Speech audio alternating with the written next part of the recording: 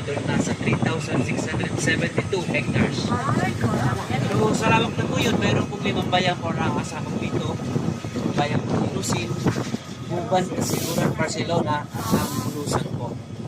Kaya lang po ang Bulusan po ang may pinakamalaking sakop sa Balikan area. Kasama po ang Bulusan Lake na pupuntahan po natin. Talaga nag-preserve po. Oo. Kaya kung napapansin niyo po yung mga pupuntahan talaga po nga sunod. Marami din po mga wild animals sa gaya po ng mga baboy. Meron po po. Babasa po ng mga ibon. Ang mga wild orchids po marami din. Kaya lang bawal po. Hindi. Halimbawa, biglang may naging labas dyan na ano. Naalin po ma'am? Ahas or what? Ano po yung lumabas ma'am?